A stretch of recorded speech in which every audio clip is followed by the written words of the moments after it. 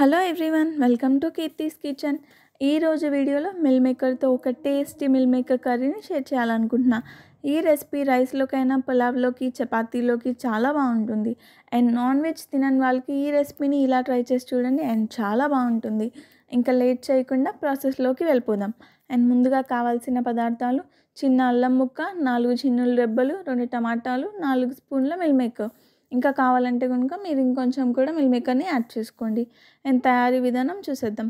And ముందుగా mill మేకర్ని వాటర్లో boil చేసి ఇప్పుడు డ్రైన్ అవుట్ చేసి నార్మల్ వాటర్తో క్లీన్ చేసుకోవాలి, ఎందుకంటే ఓవర్ కుక్ అవ్వకుండా. అండ్ ఈ మిల్ మేకర్ని ప్రెస్ చేస్తే ఎక్సెస్ వాటర్ ఉంటే కనుక అది కూడా మొత్తం బయటికి వచ్చేస్తుంది. అండ్ 2 టేబుల్ స్పూన్ గసగసాలని కూడా తీసి పక్కన పెట్టుకోండి.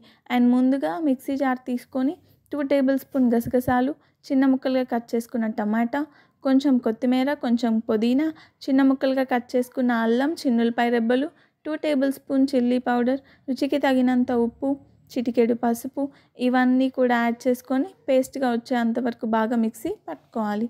ఇప్పుడు ముందుగా స్టవ్ ఆన్ చేసి ఫ్లేమ్ని మీడియం ఫ్లేమ్లో పెట్టుకొని ఒక ప్యాన్ పెట్టుకోవాలి.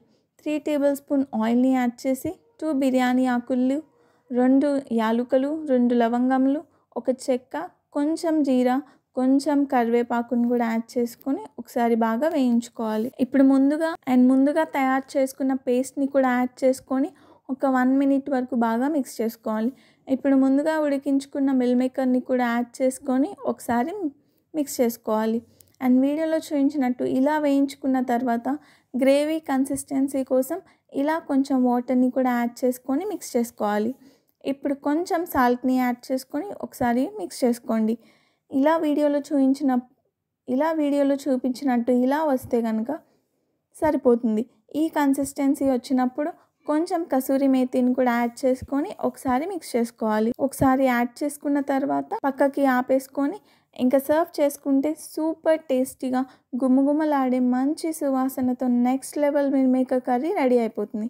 చక్కగా రైస్లో, పులావ్లో, చపాతీలో ఎందులోకైనా ఈ కాంబినేషన్ అనేది చాలా బాగుంటుంది. నేను చెప్పినట్టు ఇలా ట్రై చేసి చూడండి.